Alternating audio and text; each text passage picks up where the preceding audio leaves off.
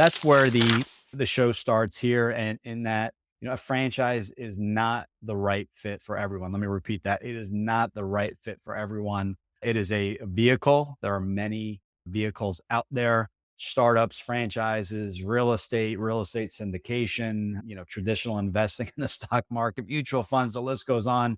My why was my family. Well, what does that mean? Well, that why, my family, basically meant wanted to spend more time with them. I worked on Wall Street, 2003, 4, 5, 6. And with that commute, I was never going to see my family. By the time I left at 5:30 in the morning and got home after 8:30, 9 o'clock at night, 5-hour round trip commute, I needed to make a change. So that my why was spending more time with family, flexibility, and, always had the idea of becoming a soccer coach and never missing a soccer game, which is something I got to accomplish. And that was my big accomplishment as a business owner, is not just the money, but that time freedom that it created. So look at a company like McDonald's or Subway and say, okay, back in the day when I started looking, Subway was, I think, one of the top selling franchises at the time. And I said, okay, I can make it work. And what I found out was I was settling. I kept settling. Like, I didn't want a lot of staff. I didn't want to be open every single day. I didn't want to rely on a growth strategy of owning additional locations, which is, there's nothing wrong with, but just wasn't my ideal business when I wrote it down on paper. So you start to settle. Welcome to the Franchise Freedom Podcast, where you can escape the corporate trap through franchise ownership. Here's your host, Giuseppe Grammatico, the Franchise Guide. Welcome, everyone. Giuseppe Grammatico, your franchise guide. Really appreciate you guys tuning in today, and an extended welcome to all our new listeners. If you are looking at potentially owning a business, owning a franchise, how to make that transition from employee to employer, transitioning out of the military, what are the next steps? How do I career transition there? To even adding to your portfolio investments, you're in the right spot. We cover so many different topics. Our new website, ggthefranchiseguide.com, we have a new search tool. It makes it a lot easier to search for specific topics. So if you want to learn about funding, you want to learn about exit strategy planning, just type it in. It'll pull every episode since 2020. So this will be our 6th year with the show, and we cover literally just about every topic, and we're approaching 300 episodes now. A lot of the topics are based on your inputs and questions that I get on a daily basis. We greatly appreciate everything. So in regards to topics, I wanted to revisit a topic. I went back, a suggestion actually from a colleague of mine, and we looked at some of the most downloaded shows, and some of them go back several years. Some of them are a little bit more recent. And I do realize when listening to the show, you only go back so far. So this is a show we did back in January of 2025. We're going to revisit that show. Really, it's your complete guide to finding your perfect franchise. It really summarizes everything we do. It talks about our value proposition, how we're able to help you figure out if you're a good fit for a franchise. And then ideally, what are those characteristics? What does that ideal franchise look like from the angle of what are your skill sets? What's your day in a life? What's your role in the business? Location, staff. We cover just about everything. So this is a great podcast. There really wasn't any new updates, so why recreate the wheel? We're going to revisit this show. We usually send this show out to anyone we just start working with as a general overview of exactly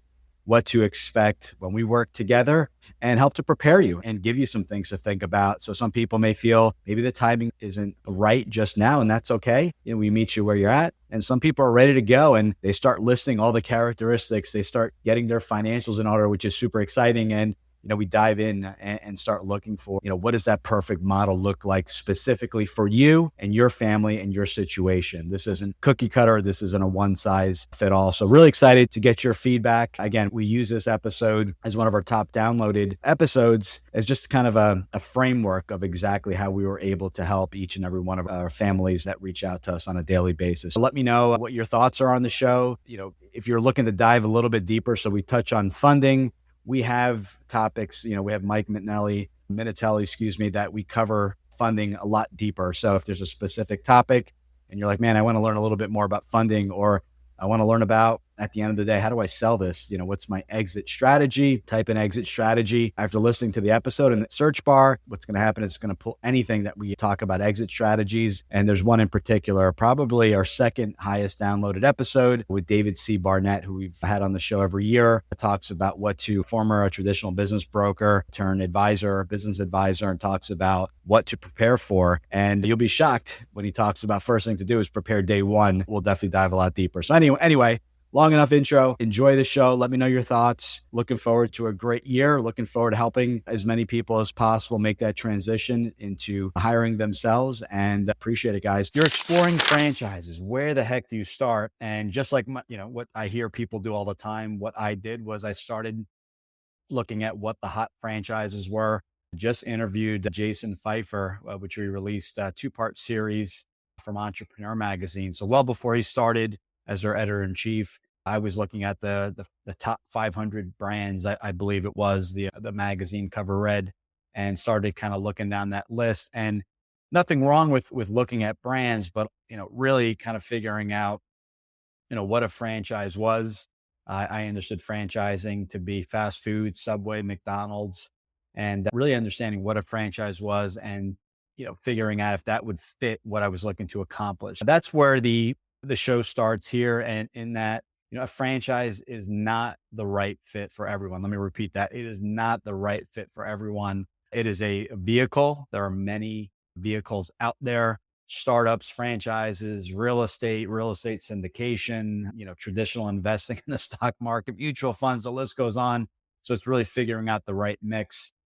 And for me, that mix was going to be business ownership, as I saw the upside, the growth, the exit value, the tax benefits, and the list goes on. So really, if I can help you in figuring out a franchise, figure out why you want to own a business, because a franchise is essentially a business.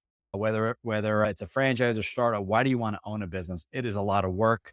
There's a big time commitment. And usually the people I work with, they are looking to accomplish a few things. Number one is they want to create another source of income, which is good.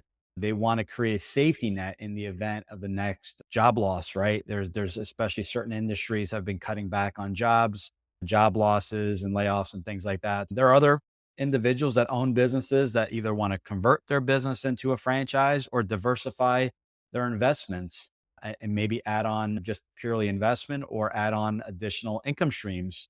Maybe it's a mom and pop roofing company that wants to offer and add on a franchise that offers painting services, or a coverings business where they're able to essentially restore vinyl siding and things like that. So really figuring out, why you want to own a business. Yes, we all want to make more money, but, really kind of figuring out what is your why. For me, as an example, and that's something I'm starting to do a lot more, is kind of give my story and give some examples. My why was my family. Well, what does that mean? Well, my family basically meant wanted to spend more time with them. I worked on Wall Street, 2003, 4, 5, 6. And with that commute, I was never going to see my family. By the time I left at 5:30 in the morning and got home after 8:30, 9 o'clock at night, 5-hour round trip commute, I needed to make a change. So that my why was spending more time with family, flexibility, and, always had the idea of becoming a soccer coach and never missing a soccer game, which is something I got to accomplish. And that was my big accomplishment as a business owner, is not just the money, but that time freedom that it created. So some people, I always tell people they're looking for different things: time freedom, financials are more important than time, but time is a close second, or vice versa. And that is okay. Everyone's situation is different, but that why is going to be super important, because just like in any business, there's going to be bumps in the road, and you need that strong enough why to really get you through the ups and downs in any business. So things to consider with the franchise. Number one is you need money to invest.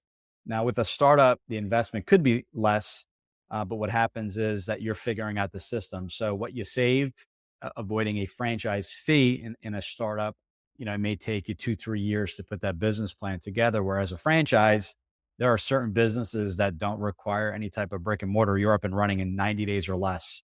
So you're really kind of speeding up the process, kind of figuring out, what you have, looking at your financials, always getting your financials in order. So liquid assets, your liquidity, your total assets, your liabilities. So basically your assets minus your liabilities give you your net worth.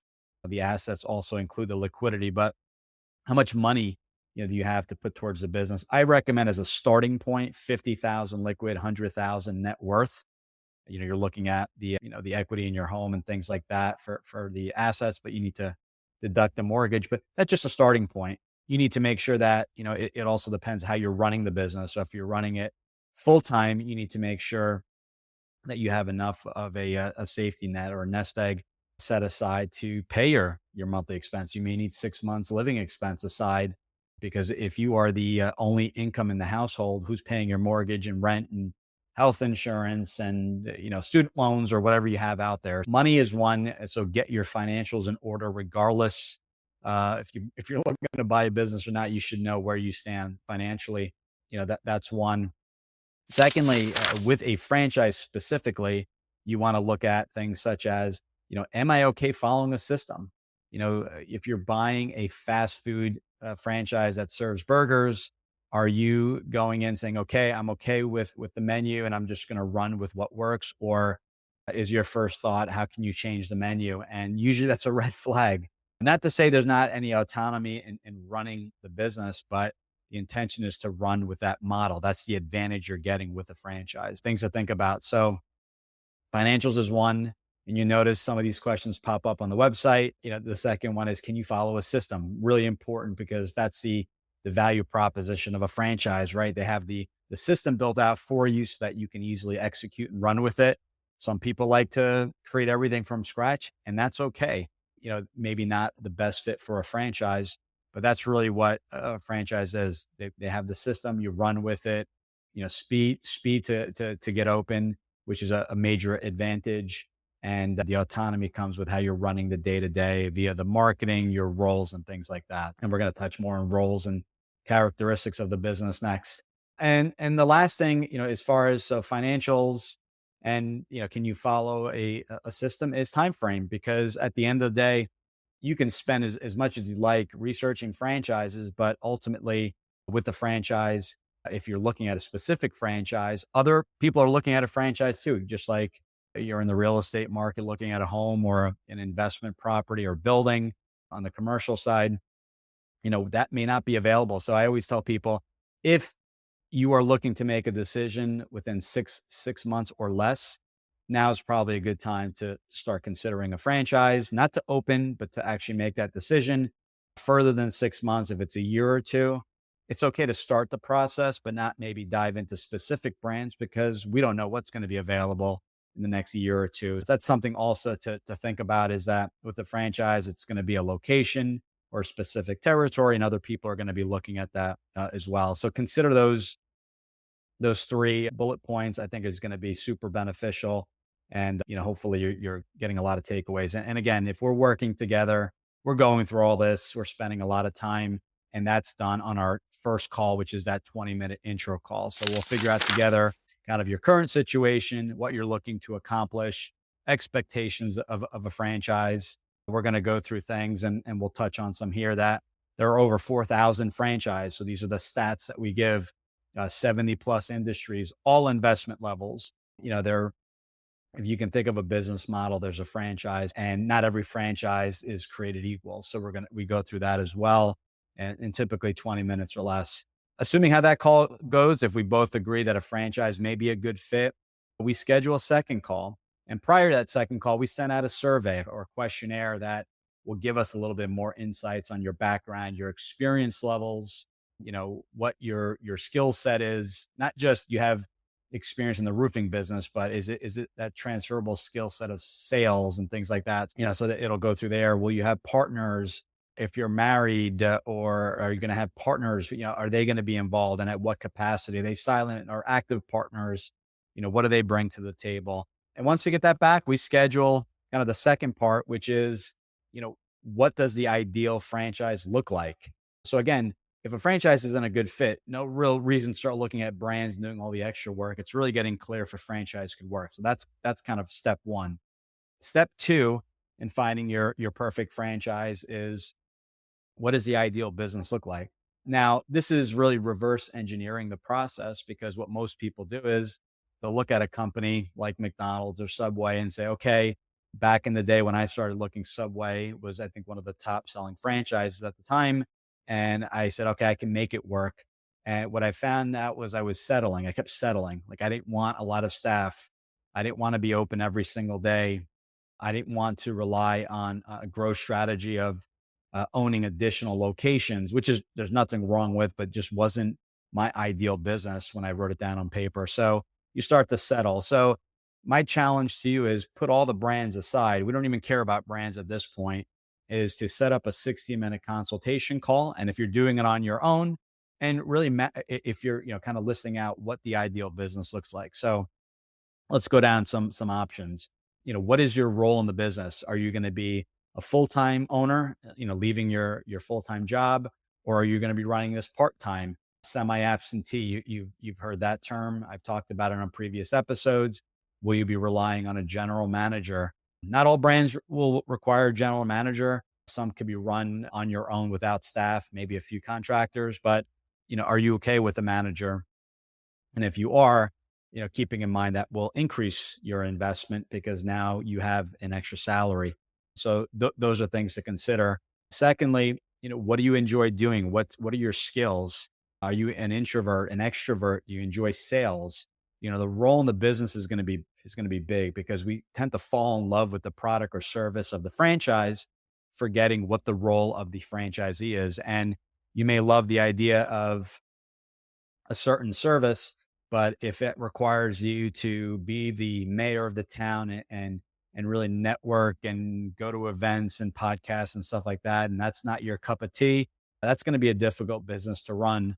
So really, concentrating on the role, and keeping in mind too that every franchise is different. So you may have two franchises that offer the same service and or product, and the roles will be different. One of the brands will say mosquito spraying, will have you going out there spraying for mosquitoes, building up a base, and then hiring staff. Another one will maybe never have you touching a blower and spraying for mosquitoes, and have you networking day one. So same exact business, service wise, but completely different roles. These are things to think about. Your employees is another category. What do your employees look like? I know it's an odd question, but your staff is going to be crucial. There are going to be certain businesses that require W-2 employees. Some are going to require 1099 contractors, and some are going to be a hybrid. So maybe your bookkeeper, your admin, your general manager, those are the W-2, the operational support. And then the people doing the actual work, we'll call it roofing and siding. Those are going to be contractors. That's an option. There are other businesses, executive recruitment, expense reduction, where you can run the business on your own and solely rely on 1099 contractors. Other things to consider with staff: are they full-time, part-time? Is it a larger staff? You're going to tend to see larger numbers in the cleaning space, whereas you're going to see maybe lower numbers in the water and smoke restoration mitigation space. With the larger numbers, you're going to need some type of background in management, right? Because you're going to be managing this larger staff. So those are things to think about. Do you prefer, traveling to a single location and running a shop, and maybe in a shopping center, standalone building? Or do you prefer the flexibility of working from home, where you're offering a service at a commercial property, residentially, cleaning, gutter cleaning and repair and replacement, roofing, painting, all that kind of stuff. So those are, again, the differences there. And, I'm not going to say one is better than the other, but, you have to look at, okay, at the end of the day, if I prefer the brick and mortar model, what is the growth strategy? And the growth strategy is simply to add on, the additional locations. So that's something to think about. So once you hit certain capacity, that each location can generate X, how many of those locations are needed, factoring in, what it costs to open up each one, versus a service-based type of business where, you're territory based. So if you're buying one, two, or three territories of a specific brand, you're going to essentially incur some additional discounted, usually franchise fees for those additional territories, just like, you would pay with the brick and mortar option, but you would really kind of focus on the local market with the same team. If you have a team of 3 or 2 or whatever that number is, whether you buy 1, 2, or 3 territories, you're going to start off with the same team and slowly or gradually expand the staff once you hit certain capacity with your staff and employees. So there's definitely differences there, and we talk a lot more about that. That's a kind of that scalability is going to be kind of another show in and of itself. Those are things that we talk about in the consultation. If we haven't, what else as far as that is, a couple things we dive a little bit deeper. So the difference with kind of the service we offer versus a portal, instead of saying, okay, do you prefer brick and mortar or service? Do you prefer a low number of employees or a lot? If you've never owned the business, you may have a hard time deciding or not knowing the difference. And I always say, go with what your comfort level is. But what we do is we break down in that 60 minutes. Okay, what's the difference between a brick and mortar aside from needing a physical location? We talk about the length of time we talk to get open, the investment. For a lot of the home service brands, you're up and running in 90 days or less. A brick and mortar non-standalone can take 6 months to a couple years to get open, depending on the complexity of the build out. Brick and mortar, if you're building something from scratch in a standalone building, so they're building the structure, or if they're just, essentially there was a restaurant in there, you're just changing it for your concept, that there's going to be some variables there, working with the landlord, negotiating leases. So tend to take a lot longer to get up and running. But these are the preferences, putting together the list of things that you want the business to have. And we get really, really selective. We want to make sure each business checks off all the boxes, as opposed to let me just check off one box and not the others, and start to settle. Now you have a business that's kind of 50% of what you envision that business to be. That consultation, along with your responses from the survey you sent to us, give us a complete picture of what this ideal business looks like. And we summarize it in a franchise model, which is essentially, if you're doing it on your own, a summary. Just list those key areas, list your answers, and that's going to be part of your criteria search. We put it all together and really kind of help in what that ideal business looks like, so that any business, whether it's a franchise or even non-franchise, we want to make sure that we're using that model to gauge any business going forward. Between this call or the second step, the consultation that we just wrapped up here, we also want to talk about funding. I always, recommend speaking with a funding company directly. You have your financials together.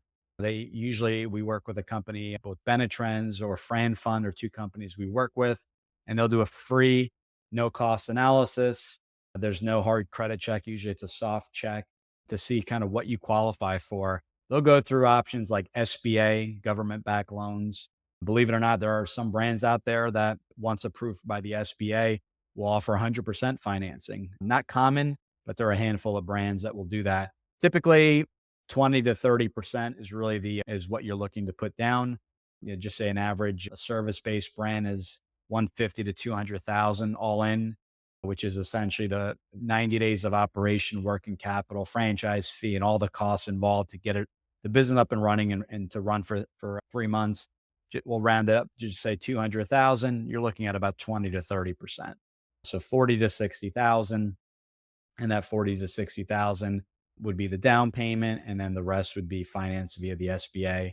The use of retirement assets, this Rob's plan, rollover business startup, and those plans get to utilize previous employers' 401k, an old traditional IRA, not a Roth IRA. If all your money's with your current employer, those funds will become qualified after leaving the employer. So something to think about as well. Some people use a combination of a retirement rollover and an SBA loan, and Benetrends or Fran Fund will be able to walk you through the process.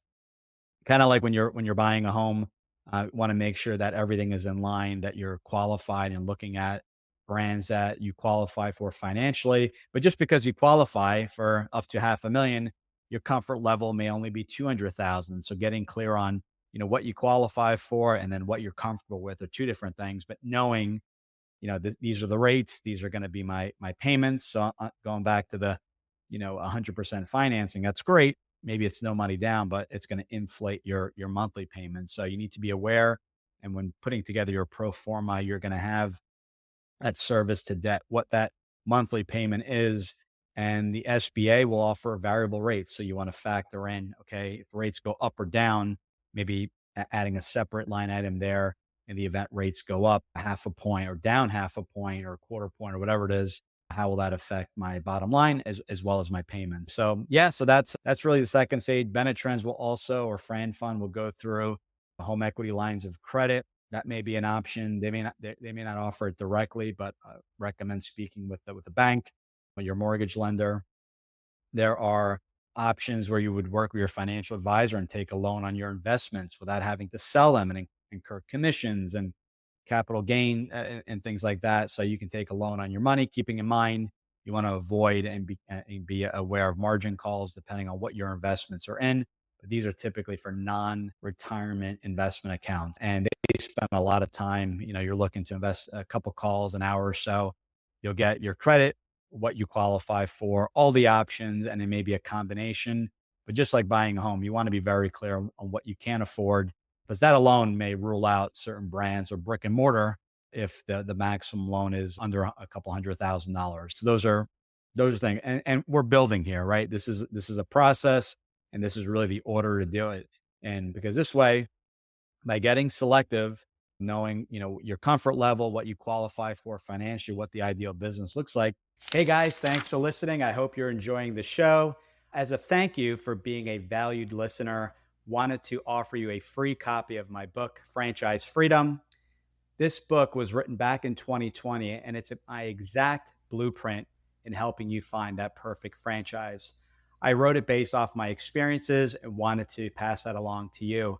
Want to chat today? You could book a call directly on our website, top right side of that screen, and you can schedule a 20-minute call. We'll dive into if a franchise is a good fit, help you get qualified, and figure out what that perfect franchise match may be. So I hope you take me up on my offer. Once again, Franchise Freedom. Download the book today for free or book a call with me directly, and we'll help you bypass all that information you find online. Most importantly, figuring out if a franchise is the right fit, and then figuring out what that perfect franchise looks like. So thanks again for listening to the show, and back to the show. We get into step number 3, and that is intro to brands. And by doing this, we're getting super, super selective. We're looking at brands that check off all the boxes, that will be able to take advantage of your skill set. Your staff looks like the way they look like in that franchise model. You have a non-brick and mortar because you want to be up and running quicker. Just an example. You're looking for, not just step of territory. You want it to be in your home market and really just stay there because that's where you have a lot of connections. And maybe you've already joined the Chamber of Commerce and things like that. With brands and with franchising, they each company will have their own way of going about due diligence. We assist in this area. These are weekly calls that we do for 30, 60 minutes or even more. And each brand process is going to be a little bit different. Some brands on the intro call will send you the franchise disclosure document, the FDD, which contains the franchise agreement on the first call. Others will send that to you on the second or third call. Some will have you speaking with franchisees sooner than later. It's a process. They want to make sure you're okay following a process, and each company's process is different. What I will say is that you'll get all the information needed. So on each call, there's going to be a theme. So to give you an example of a structure would be, first call is just a intro call. Let's just talk about high level, what does the brand do? They'll learn a little bit about you. What does the brand do? What is the typical role of a franchisee? And then if everything looks good, they'll answer some questions. They'll have some additional questions for you, kind of a two-way street, two-way interview. If you both feel like it's worth having a second call, then they may dive into the franchise disclosure document, financials, how to put together a pro forma. That may be a second call. Third call is territory management. Let's look at territories and or locations. If it's a brick and mortar, what is the availability, not the exact location, but the zip codes that this brand may work in, assuming it could work in all zip codes, or if it may work better in certain zip codes. Some brands will base their criteria on income, average household income. Others will base it purely on population. So Each franchise brand will have a criteria, a fourth going into FDD, specific questions, franchise disclosure document, going through that, outstanding questions, outstanding concerns. At this stage, third or fourth call, you're again based off of the brand. They may put together and give you pre-recorded calls for validation. This is the kind of the second part of due diligence, and they're going to go through maybe pre-recorded calls where existing franchisees will talk about their experiences. Maybe it was a live call that you couldn't make and they recorded. So other prospective candidates, franchisees are going in asking questions about the brand, the role, the growth, the marketing, whatever the questions that come up. You'll have one-on-one calls, you'll have group live calls.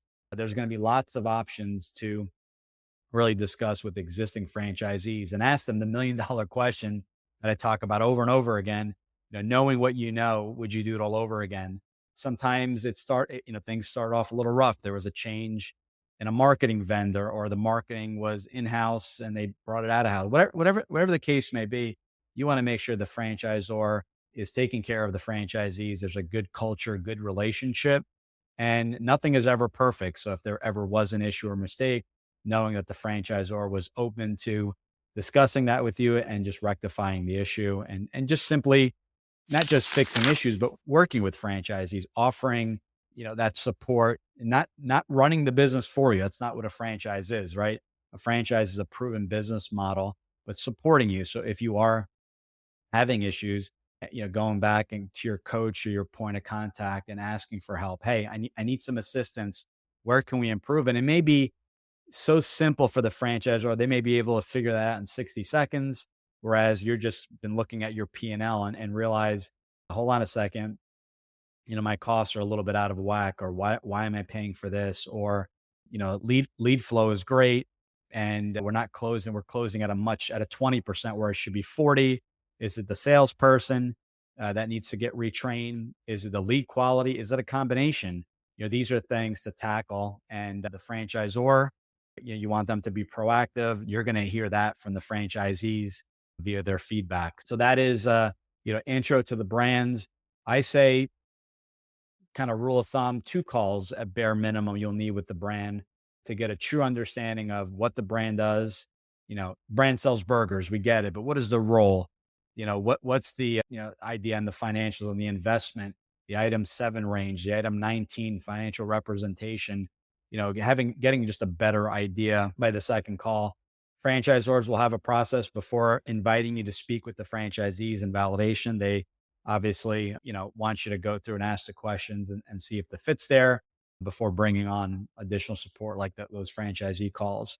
Finally, if things are going well, the franchisor, in many cases, will have an in-person discovery day. It's the final stage where you'll get to meet with other people looking at the brand, the C-suite, the founders, and everyone else. And usually, if you've made it that far and you get the invite, there's a good chance of getting approved for the franchise. Remember, it's not just about, can I afford it? You need to get approved. And typically, they're going to be in person.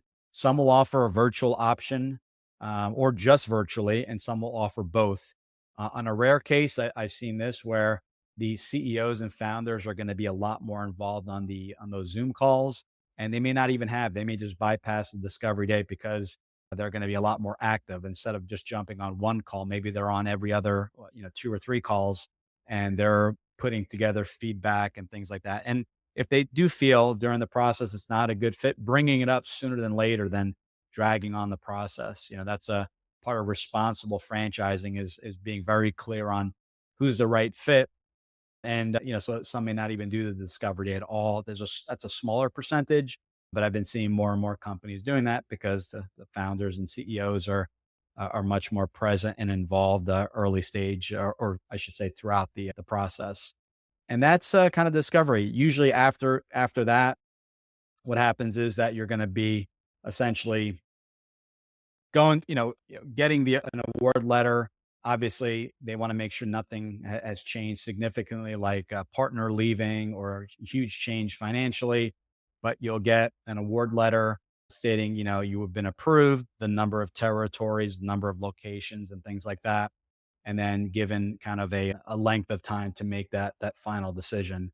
So going back to brands, so we talked about intro the brands. You gotta, you don't know what you don't know, and you're going to learn a lot on these calls. We typically recommend looking at 3 companies at a time that all kind of compare and contrast from one another.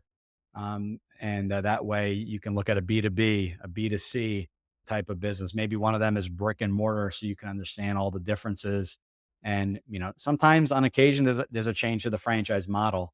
Step 4 is constantly, continuing our conversations and reviewing brands, going back to the franchise model, and sometimes reiterating. Remember, we talked about, some people, they hear of a new brand, sexy brand that they just heard. And then they say, well, can we add that to the mix? And we can always add and remove brands to the mix, but we always go back to the model and say, well, this specific brand itself, although it's, something that an industry that you have a little bit more familiarity within, but it does require a lot more employees, and you wanted to keep the headcount under 5. So we always revisit that to see if it makes sense or not. Or the most popular is a new brand and want to add them to the mix. And I always take a step back and say, well, this particular brand may require you to be full-time in the business. If that's not in the cards, there's no reason to really look at that brand unless that opportunity comes up. So yeah, to leave the company sooner than later. So going back, step 4, we're constantly reviewing brands, getting feedback. I always recommend a Word document, a Google sheet, whatever it is. Each brand, list your questions, list your concerns. At the end of the day, we're looking for the brand that really stand out of the 3, and just taking note and giving the brands a chance to present, and bringing up your questions and concerns. Sometimes they're all great fits, or in many cases, like myself, the brand that I wasn't as interested in ended up being the brand that I ended up moving forward with. Again, going back to that 2-page model that we sent to you, reviewing those brands and doing our weekly calls, because sometimes I've had people say, I'm really confused, not sure what to do. And we talk it out, and it's really simple sometimes in many cases for me to see, hey, these are the standouts. Maybe these are some follow-up questions, but we'll go through reviewing some of the questions you should be asking, reminding on due diligence. I see a lot of this where franchisees get really excited and forget to, or only speak with one existing franchise owner. You want to spend time there. You want to talk to the people that are running their businesses. What are their pain points? What are ways to kind of simplify things? What are their recommendations and things like that? Those are areas I would spend a lot of time on and not skip. Final decisions. So as I mentioned, you will be awarded a franchise at some point, and going through discovery, in person, virtual, or if that company does not offer, and you'll be awarded and given a certain length of time. And you know, basically they're doing that because they are reserving that territory and locations for you so that no one else could purchase those territories in that franchise. Prior to this, going to that discovery and knowing what the process looks like, because a good franchisor will kind of give you a timeline, is that you may want to look into hiring a franchise attorney. This is not mandatory, but it is recommended. Specifically a franchise attorney, and they don't have to be in the state that you're located in. What that franchise attorney will do is that they'll review the FDD in its entirety. They'll go through some questions that you should maybe be bringing up, some concerns, on occasion, a potential change. Now, most franchise disclosure documents and agreements are really not many changes are made. Some brands will refuse to make any changes. So you're looking for clarity. You're looking for someone to see if there are any red flags, if there's any special arrangements to add an addendum to get that in writing. For example, there you have a major life event, you're getting married in the next couple months. Maybe you can't open up within the 6 months. Can they extend that a month or two, or whatever the case may be? You want to ask those questions sooner than later, and a franchise attorney will go through that and make any suggestions. But really the goal here is not to change the agreement. It's more of peace of mind that everything looks good. The language is typical in a franchise agreement. We've been referred individuals, franchise attorneys that do this. You want to make sure if you're interviewing franchise attorneys, asking them specifically, hey, can you work with it? Can you review this specific brand? On occasion, there may be a conflict where the franchise attorney is already working with a specific brand. There are attorneys that switch their business and just do franchise disclosure document reviews. So that makes it a lot easier. But whenever you're interviewing, you may need a second person just in case there is a conflict. So again, that's optional. Costs, I've seen two, three, $4,000 and up, depending on a flat fee or hourly fee. That's usually done when you're very close to making that decision, so that you're not spending money to every single franchise that you talk to. So as you get really close, that franchise attorney can go through that process. And we've seen turnarounds of a week or two, depending on how many questions and calls and things like that. So that is really the process. So to kind of review, is a franchise a good fit for me? Start there. No need to continue if, we got to hit those three criteria. Then we go into, what does the ideal business look like? Not what brands are out there, but what are the guts of the business via the characteristics. We get funding options and things like that. We get pre-approved to show the franchisor that we're qualified, kind of like a pre-qualification of a home. We look at a starting point. I recommend 3 brands that kind of all compare and contrast. Continuing step 4 with reviewing each of the brands, reviewing the franchise model, making changes accordingly, making changes to the brands we're looking at, followed by final decisions. Okay, yeah, this brand checks off the boxes. I did the due diligence. I got funding options. I had a franchise attorney review everything, and I've been approved. Now let's get rocking and rolling. What is the roadmap look like from me signing the agreement today? How quickly can I get funding, especially with an SBA? It could take 2 or 3 months. A retirement rollover is going to be, just say a month, if on average from what I've seen. When is the next training? Realistically, when can I get up and running? So if you are leaving a job, exactly up until when to give notice, obviously, to your employer and things like that. Mapping it out, letting the family know what's going on. There's going to be a big, not just financial, but time investment when launching any new business. So those are kind of my 5. If you want to dive in sooner than later, we do weekly calls. Usually, you got an intro call, a consultation call, and then a franchise review call. And I'm making intros directly to the brands. Each of the brands will contact you directly via email or phone call, provide you some additional information.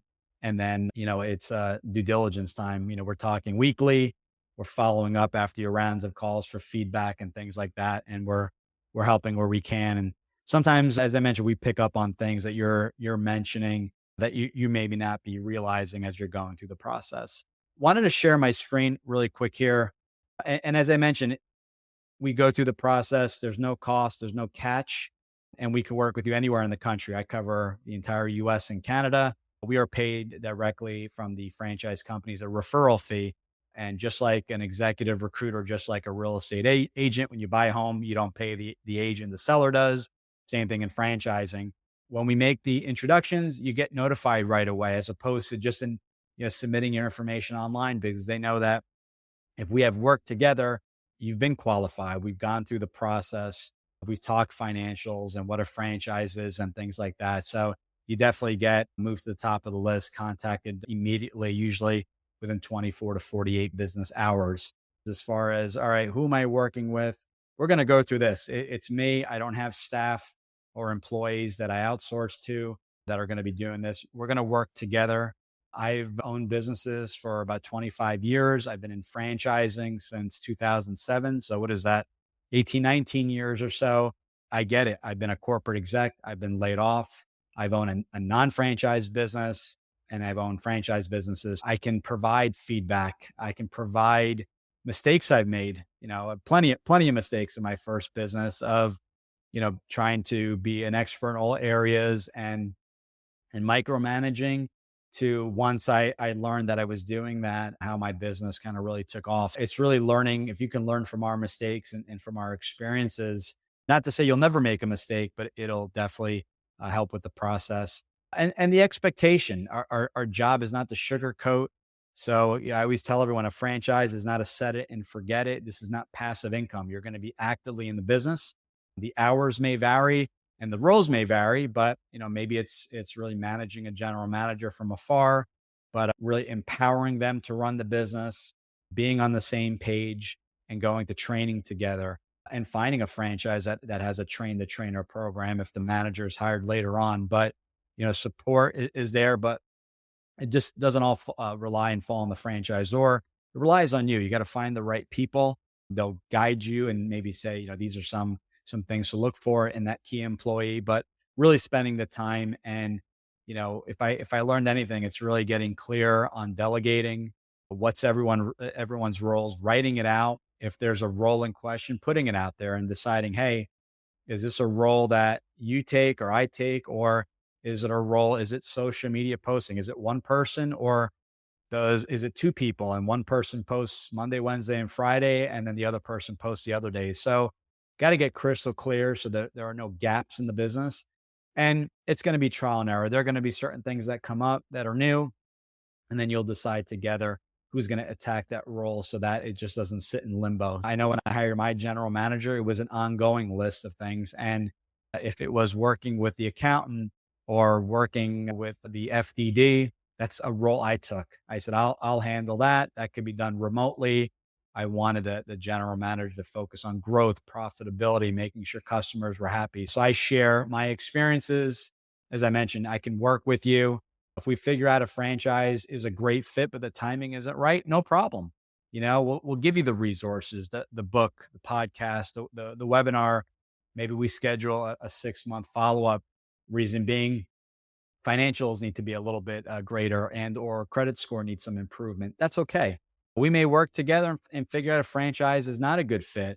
Well, I work in doing this for and being in business for 25 years, and have attended various chamber of events and things like that, and the vast network.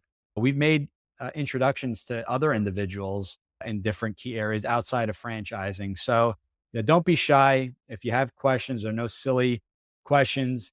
If you want to take advantage of the site and then book a call, great. If not, jump on. We can definitely get through if a franchise is a good fit, and a consultation call. If we start in the beginning of the week and get all that handled on the first week, and potentially look at brands by week 2. We have a vast network of brands that we work with. We have full-time staff that are constantly pre-screening brands to make sure that they're checking off the boxes as far as growth and support and things like that, and just having a plan to support their franchise owners going forward, and a growth strategy. Love what I do, would love to help you out, and looking forward to chatting anytime soon. We can talk about, people talk about trends and things like that. At the end of the day, you want that support. You want to make sure it's a viable business. There are certain industries that people feel a little bit safer, that are not affected so much by the economy and trends.